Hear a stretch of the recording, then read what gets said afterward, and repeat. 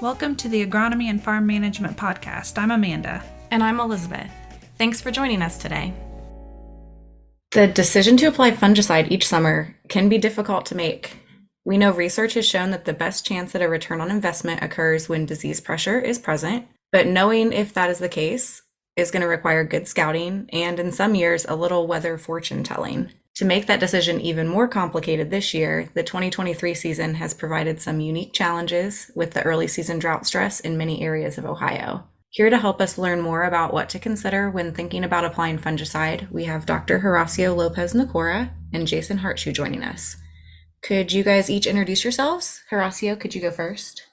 Yes, good morning, everyone. My name is Horacio Lopez-Nicora. I'm the soybean pathologist and nematologist from the Department of Plant Pathology at Ohio State University. Hi, everybody. I'm Jason Hartschuh. I'm a field specialist at Ohio State University Extension, working in dairy management and precision livestock, and also working in feeds and feed qualities for our livestock here in Ohio. To kick it off, I think we're going to just go back and forth here between corn and soybean. And we'll start with corn on this first question. Jason, what are the most important considerations when you're talking about getting a positive ROI for a fungicide application? Yeah, I think we're going to actually have some similar responses for this ROI question, because really the most important consideration to get a return on that investment is, do we have disease? Many of us don't have that crystal ball, but the first thing to do, besides looking at the extended weather forecast, before you go out and spray a fungicide, is go out and walk your fields and scout. Don that long sleeve shirt and go through your cornfields and see if you see any disease present. And then the next thing is choosing the right fungicide for the disease that you're trying to control. Foliar diseases versus ear rots require slightly different fungicides. Now, there's some out on the market that can control both, especially some of the newer products that have 3 different modes of action. But some of the cheapest fungicides out there either can control ear rots or can control foliar diseases, but don't have very good efficacy for both at the same time. Horacio, do you have anything you want to add to consider on the soybean side? Yes, and pretty much everything that Jason says applies to soybean as well. But I wanted to add an additional comment is when in the growth stage we are trying to manage pathogen. When will yield reduction take place if the pathogen is present and the disease occurs? So in soybean, for many of our foliar pathogens, for example, we're always trying to protect that window between R3 and R5, which through research, we know that if a foliar pathogen such as frog eye leaf spot is pretty severe in that window between that R3 and R5, we know that we may suffer significant yield reduction. And the use of a fungicide will definitely protect and help us increase that yield. So here in Central Ohio, we have corn that's around R1 and approaching R1. Beans are R2 to R3. What diseases should be looking for right now? Well, I'll kick that off, I guess, on the corn side. In corn, we really need to start scouting and being concerned at that R1 growth stage, depending what disease we're looking at. R3 is usually about the latest we look at putting on that fungicide. Depending what that corn is going for, we also have to make sure we're watching that pre-harvest interval. For my growers that are utilizing corn for silage, some of these products have up to a 30-day pre-harvest interval on them. So if we apply them the 1st of August, we'll be looking at that R1 growth stage. About that 1st of September, second week of September, we're going to be harvesting that corn for silage. So that's something we definitely have to pay attention to. But when we look at what all we should be scouting for, really, we have a big 3 that we can scout for right now, and a 4th disease that at that R1 timeframe, we really just have to look at the weather aspects of things. So what are those diseases in corn? Gray leaf spot's the first one that comes to mind. We do have some confirmed reports across the northern part of Ohio of gray leaf spot being found in corn, not at really high pressures yet, but definitely at levels that we need to continue to scout and consider those weather forecasts. and how things are going to change. And then the next one would be northern corn leaf blight. We haven't found that yet, but weather conditions are starting to set up to be right. Tar spot's one that a lot of people are concerned about and wondering, when are we going to see it showing up in Ohio this year? It's a disease that if it comes in late enough in the season, it's not really a problem. But if it comes in early, it can definitely cause some yield impacts. And when we look at the tar spot map that shows where tar spot has been confirmed across the country, that northern part of Ohio is where we really need to be scouting hard. Not that we shouldn't be scouting the rest of the state, because it can jump sections where we find it. But there's a southern county in Michigan, and then the southern part of Ontario, Canada, have confirmed cases of tar spot. And that's not that far, especially with the northern winds that we've had yesterday and the last few days that can move those spores around, that it could be bringing tar spot into Ohio very quickly. Some other ones to think about, common rust, we have that about every year in some portion of Ohio. And we want to scout for that, but it's not one that usually causes significant yield impacts. Of the rust, southern is more concerning, but we really haven't had the weather conditions, and looking at the southern rust, it's not knocking on our southern border yet to be concerned about. The one that we really can't scout for that we are concerned about at that R1 timeframe is thinking about gibberella ear rot that causes vomitoxin in corn. That really produces that DON that we have struggled with here in Ohio the last few years. The challenge with gibberella ear rot is we can't go out and look at the leaves. We can't go out and pull those silks back and see the disease yet. It takes it time after that infection for it to multiply and start to show up under the ear. And really, once it shows up, it's too late. So that's one where we really have to consider more those weather conditions when it comes to determining if a fungicide application may be beneficial. Yeah, and just a note on tar spot, we've seen it down here in southern Ohio too. Usually it's like you mentioned, Jason, coming in late enough that it doesn't impact yield. But if you're in a corn after corn situation, definitely keep an eye out for that, because it can overwinter and reinfest in the same field. So Horacio, what are we concerned about with soybeans? Yes. So similarly, like Jason was mentioning, for soybean and especially for foliar problems, or the ones that are not affecting the roots per se, the soil-borne pathogen, Septoria brown spot is a common one that we normally find. And last year we saw more of it than I'm seeing this year. Conditions maybe are not favoring that disease to take place severe like last year. This one is a disease that normally does not cause much soybean yield reduction, and we manage it very, very nicely with varieties that have resistance. Normally, the lower leaves are the ones that shows the symptoms first. They start becoming yellow and chlorotic. You will see the spots in the leaf, and then those same symptoms will be moving upward the canopy. So it starts on the bottom, and then with rain splash, the spores will start, dispersing upward and sideways to infect healthy parts of the same plant or healthy plants in the neighboring region. The other one is frog eye leaf spot that is caused by Cercospora sohina. And this one is one that can overwinter on residues of soybean. Really damage soybean in that window between R3 and R5, as we mentioned. So walking fields, R1, R2, getting close to R3 will definitely allow us to make a decision if we need to spray or not. Couple of considerations for frog eye leaf spot. One is that we normally used to find this disease in the southern part of Ohio. So mid to southern part of Ohio, the disease was prevalent. We will find it every year. Sometimes we will miss that window R3 to R5, but it will show up.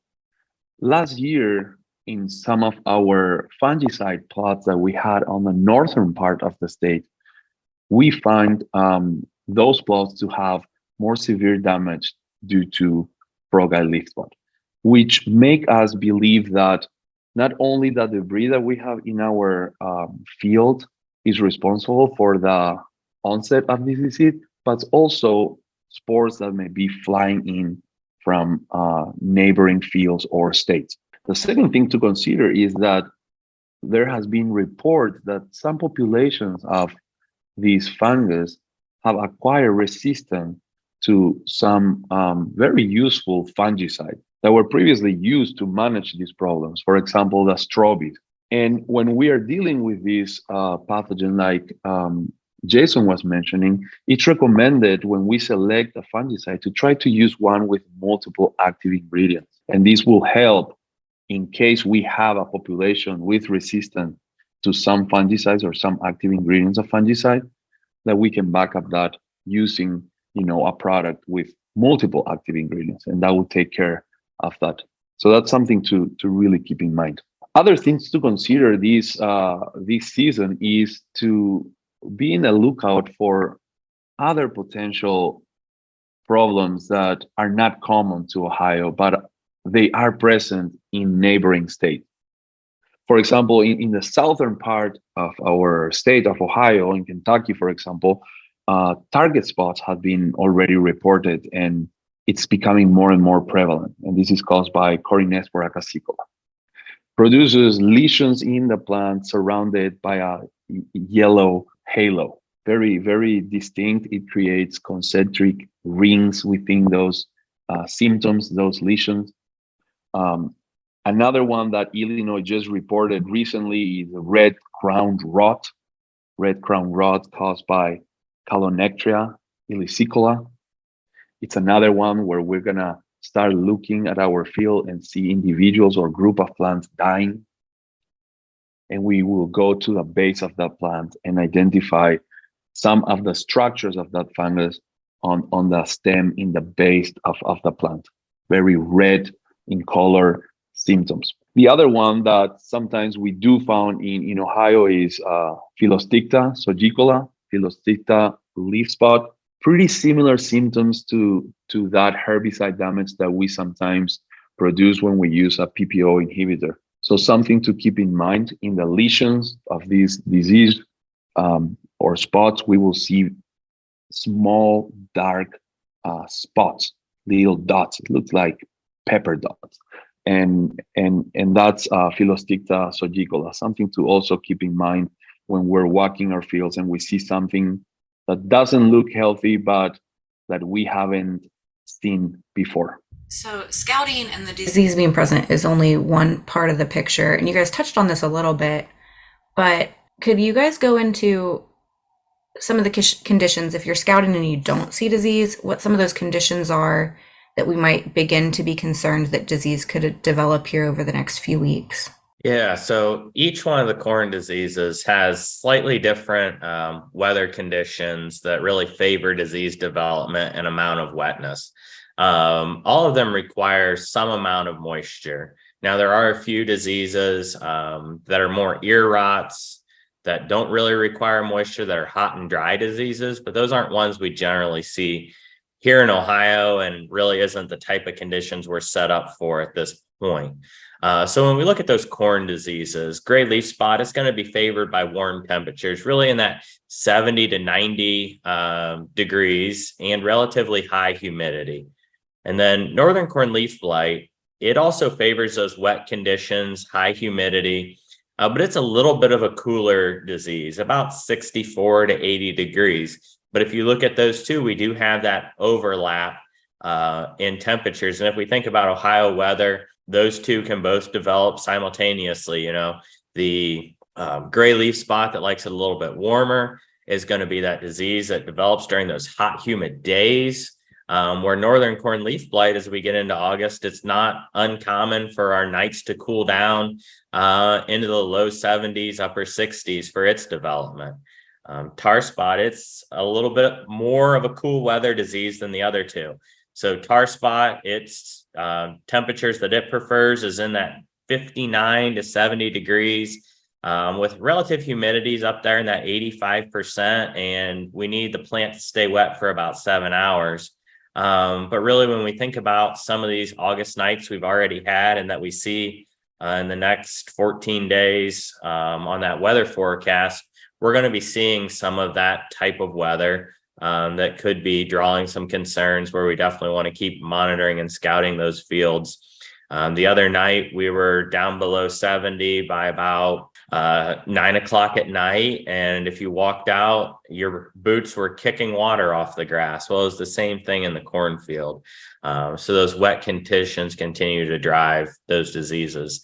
Common rust is another one where it likes about 6 hours of leaf wetness, and it's a little bit warmer than tar spot because it likes that 61 to 77 degrees. So it's got a little bit bigger weather window.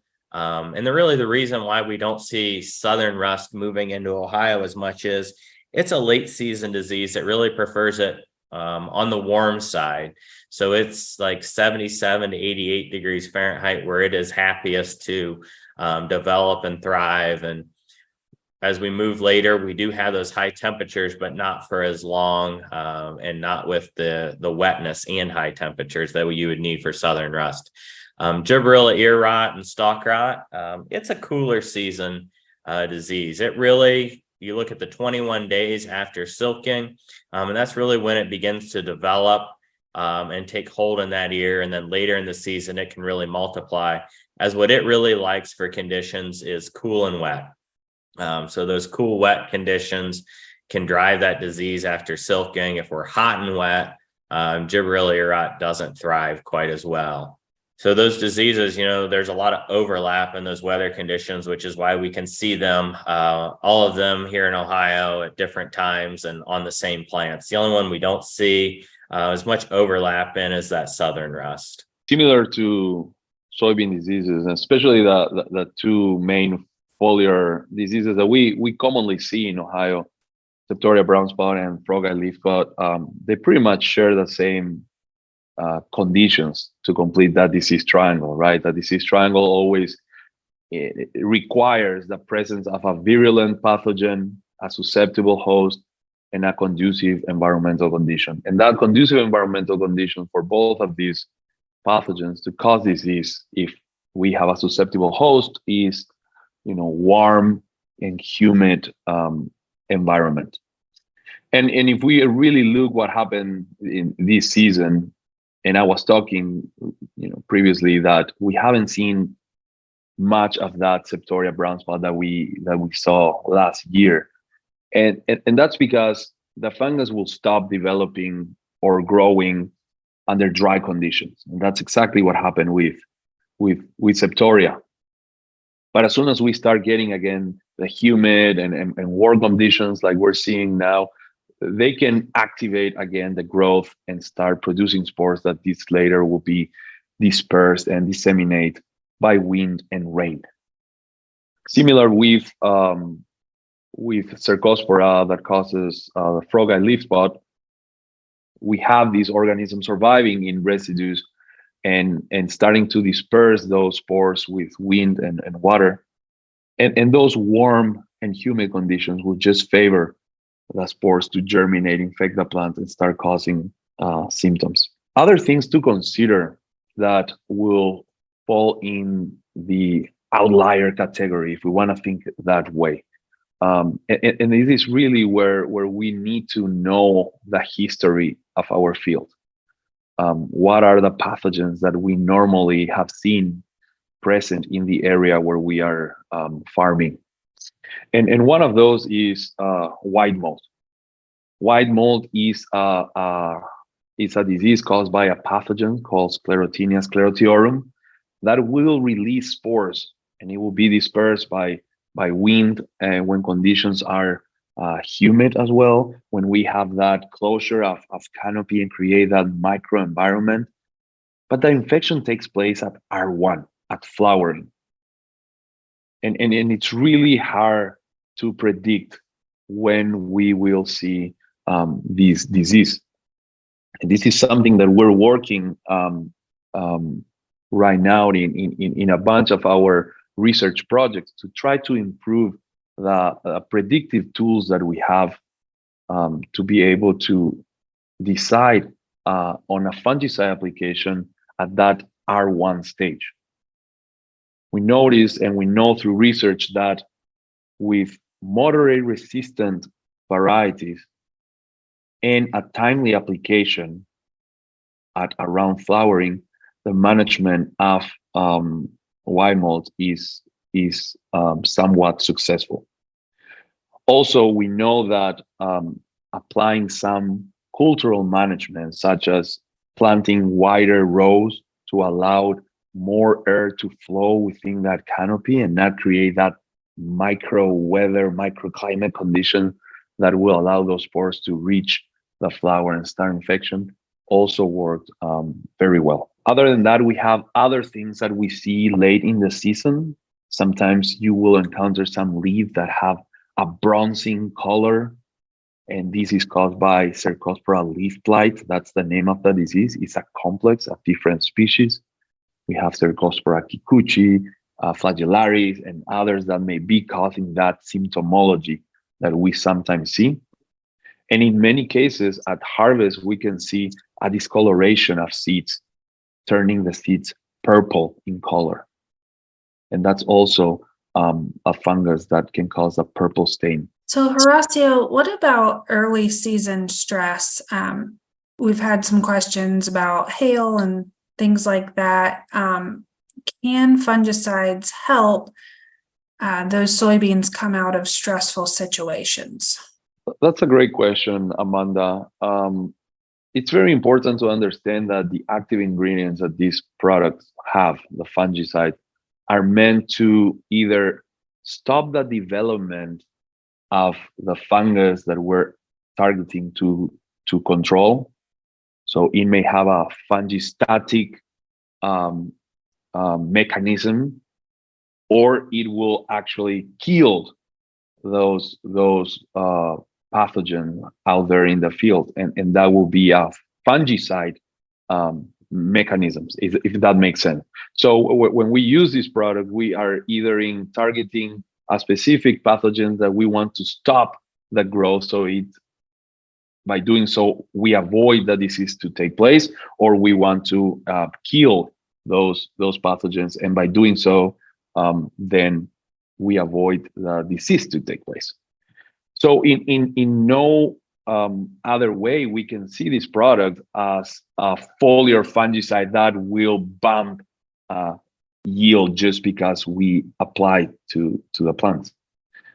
So one conversation that we always have in the field when we're scouting and we have a very low disease pressure is that we don't need to apply a fungicide that is meant to kill or stop growing a pathogen in a case where we don't have the presence of these organisms that will result in disease if we did have them.